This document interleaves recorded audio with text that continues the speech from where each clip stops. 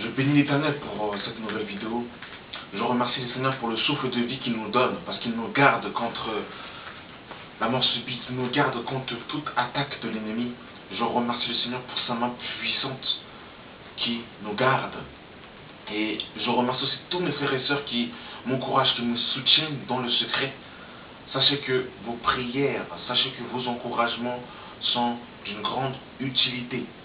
Que le Seigneur vous le rende. Et que la grâce de notre Seigneur et Sauveur, Jésus-Christ, soit avec vous. Les liens d'âme. Je remercie vraiment le Seigneur pour cette vidéo qu'il a permis. Et ma prière est que cette vidéo puisse toucher les cœurs de tous ceux qui vont la regarder. Les liens d'âme.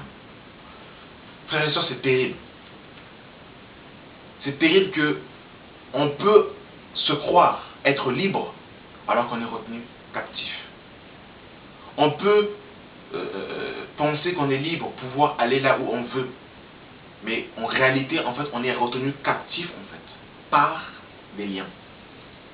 Et ce que nous devons savoir, c'est que l'être d'un homme est constitué de trois parties.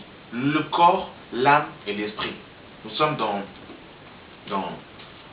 pour cela dans 1 Thessaloniciens, chapitre 5, le verset 23, qui nous dit que le Dieu de paix vous sanctifie lui-même tout entier et que tout votre être, l'esprit, l'âme et le corps soient conservés irrépréhensibles lors de l'avènement de notre Seigneur Jésus-Christ.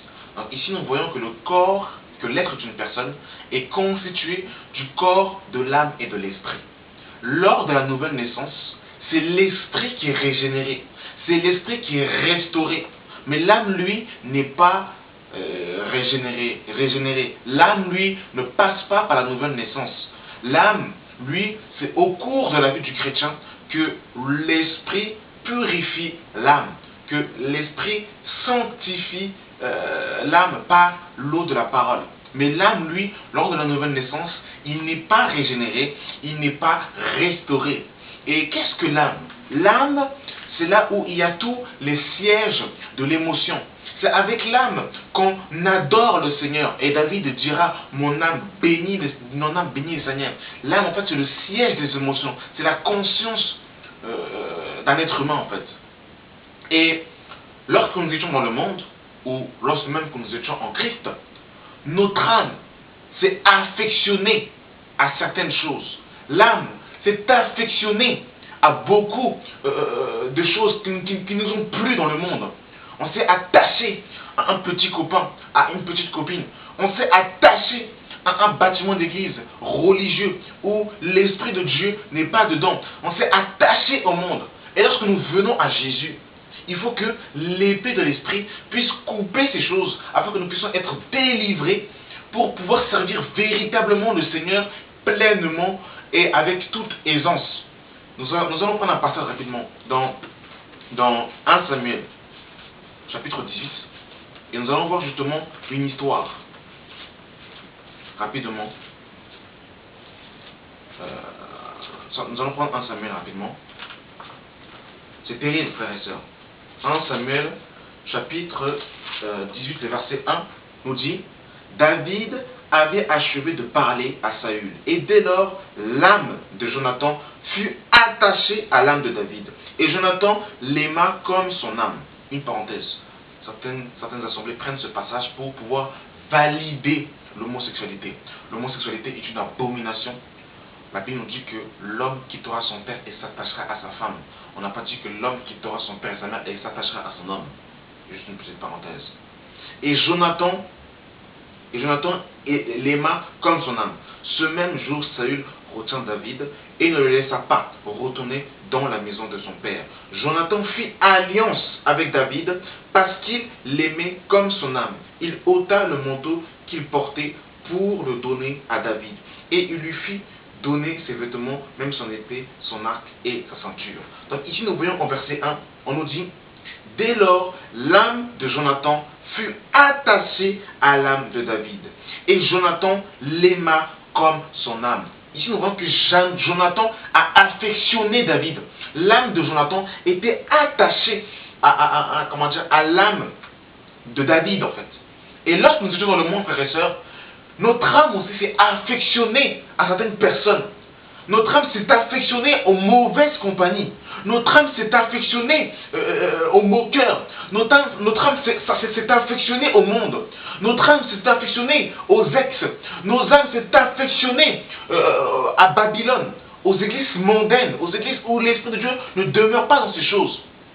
Et lorsque nous venons dans le Seigneur nous fait comprendre au travers de son esprit que ces choses, nous ne pouvons pas marcher dans le Seigneur et continuer à avoir des relations, continuer à avoir des liens avec ces choses. Il faut qu'il y ait une séparation pour pouvoir servir pleinement le Dieu vivant.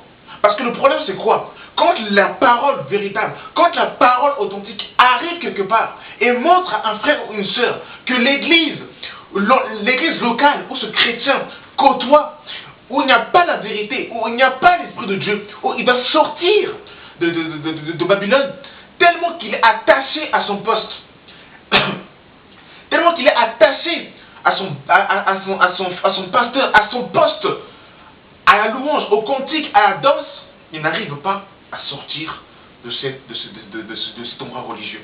Bien qu'il sait qu'il n'y a pas la vérité, bien qu'il sait que l'Esprit de Dieu n'habite pas dans cet endroit. Mes frères et sœurs, Dieu n'est pas dans les sentiments, je vous dis la vérité. Nous allons prendre un passage rapidement. Dans Jérémie 51. Regardez ce que le Seigneur nous dira rapidement dans Jérémie, chapitre 51. Nous ne devons pas, frères, nous affectionner à ces choses. Jérémie 51, le verset 5 nous dit: car Israël et Juda ne sont point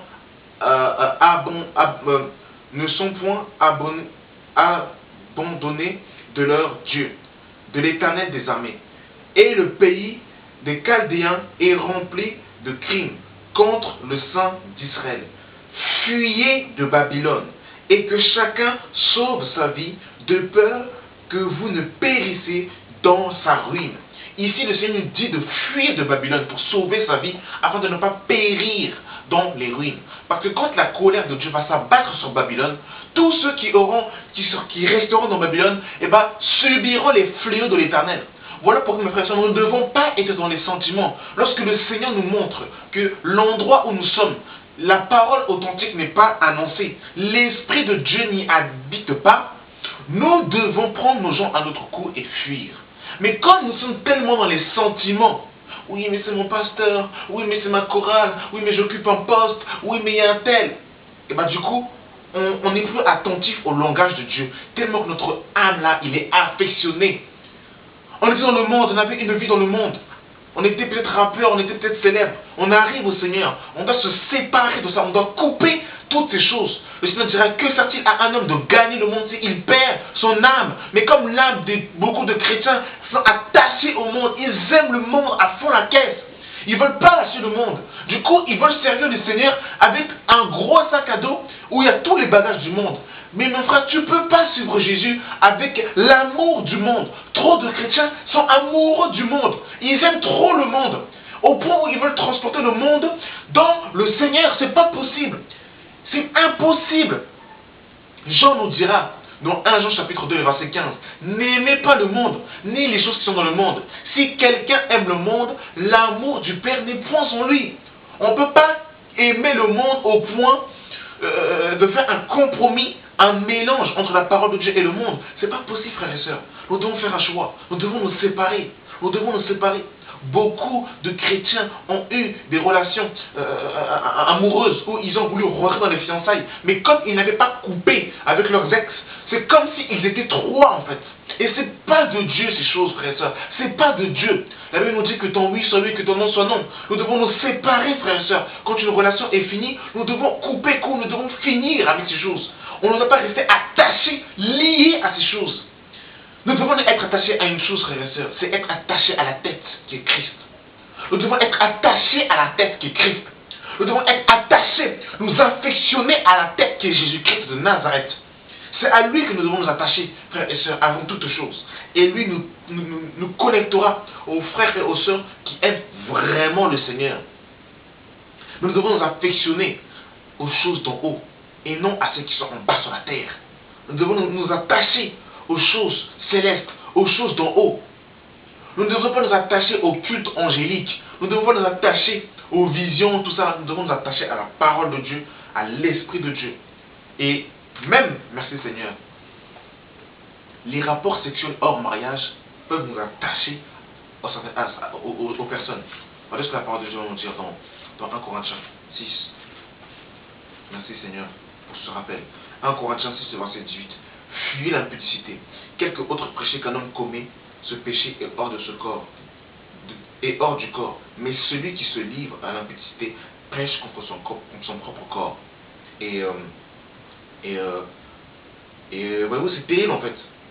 Et on nous dit, verset 15, ne savez-vous pas que vos corps sont les membres du Christ? Prendrai-je donc les membres du Christ pour en faire les membres d'une prostituée? Loin de là. Ne savez-vous pas que celui qui s'attache à la prostituée est un seul corps avec elle?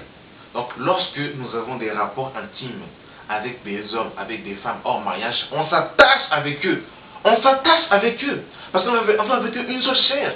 Voilà pourquoi nous devons fuir. On dit fuir l'impudicité. On n'a pas dit résister, tester. On a dit fuir. Il faut fuir. Il ne faut pas chercher à résister. Fuir l'impudicité. Mais le problème, c'est que quand on veut commencer à coucher à gauche, à droite, on commence à s'attacher, on ne comprend pas. C'est frères et sœurs, que Dieu nous libère. Que Dieu nous libère de ces choses. Que Dieu nous libère de ces choses. Beaucoup de chrétiens sont attachés, je vous dis la vérité, à des visions, à des révélations. Mais très peu sont attachés à la saine doctrine, à l'évangile pur. Du coup, en s'attachant à des visions, en s'attachant au culte, ils s'amènent à un culte angélique et ils se séparent de la tête qui est Christ. Regardez ce que la Bible nous dira dans Colossiens. Colossiens chapitre 2, le verset 16 nous dit que personne donc, à partir du verset 18, qu'aucun homme, sous une apparence d'humilité et par un culte des anges, ne vous ravisse de son gré le prix de la course, tandis qu'il s'abandonne à ses visions et qu'il est enflé d'un vain orgueil par ses pensées charnelles, sans s'attacher au chef dont tout le corps est assisté et solidement assemblé par des jointures, par les liens et des liens tirent l'accroissement que Dieu donne. Donc voyez-vous, il y a des personnes sous un culte, sous une fausse apparence d'humilité, vont s'attacher à leur propre vision charnelle. Et ils vont se séparer de la tête. Ils vont se séparer du chef qui est Christ. Que personne, mes frères et sœurs, ne vous sépare de Christ qui est la tête. Que personne ne vous sépare de l'autorité suprême de Jésus-Christ de Nazareth. Que personne ne vous sépare de l'enseignement véritable des apôtres et des prophètes. Restez attachés à ces choses, frères et sœurs. Et que Dieu nous sépare de toutes choses qui ne sont pas de lui. Et je termine par un dernier passage dans Hébreux chapitre 4. Hébreux 4, le verset 12, qui nous dit: car la parole de Dieu est vivante et efficace, plus tranchante qu'une épée quelconque, à deux tranchantes, pénétrant jusqu'à partager âme et esprit, jointure et moelle. Elle juge les sentiments et les pensées du cœur. Nulle créature n'est cachée devant lui, mais tout est nu et découvert aux yeux de celui à qui nous avons rendu compte. Il faut que cette épée aujourd'hui puisse séparer âme et esprit. On affectionne un frère, il enseigne des fausses doctrines, un faux message, mais tellement qu'on est amoureux là. Ah non, mais c'est mon frère, ah non, mais c'est mon frère, oh c'est mon frère, mais quand même il faut l'amour, il faut l'amour. Il faut se séparer, frère. S'il ne veut pas marcher dans la vérité de l'évangile, il ne faut pas le considérer, il faut pas le détester, mais il faut se séparer. Il faut se séparer. Il faut se séparer. Il faut se séparer. Il faut se séparer. Parce qu'on marche trop dans les sentiments, en tant que chrétien. On marche trop dans les sentiments. Et c'est pour ça qu'on passe à côté de beaucoup de choses, parce qu'on marche trop dans les sentiments. Et il ne faut pas qu'il en soit ainsi. Et la parole nous dira dans 2 Thessaloniciens 3, à partir du verset 13, pour vous frères, ne vous lassez pas de faire le bien. Et si quelqu'un n'obéit point à ce que nous disons par cette lettre, ôtez-le et n'ayez point de communion avec lui, afin qu'il éprouve de la honte. Ne le regardez pas comme un ennemi, mais avertissez-le comme un frère. La parole est claire. Il y a des gens qui ne veulent pas de l'évangile pur. Il y a des chrétiens qui ne veulent pas de l'évangile véritable. Alors, la parole, elle est claire. Elle dit qu'on ne doit pas avoir de communion avec lui, afin qu'il ait cause de la honte. Parce que quand on va rester avec des gens qui enseignent des fausses doctrines, on ne va pas les aider, en fait. On ne va pas les aider. Que Dieu nous aide à être des hommes spirituels et non des hommes charnels. Merci pour cette vidéo, Seigneur. Que tout le la gloire te soit rendue à toi et à toi seul, dans le nom puissant et glorieux de Jésus-Christ de Nazareth. Amen.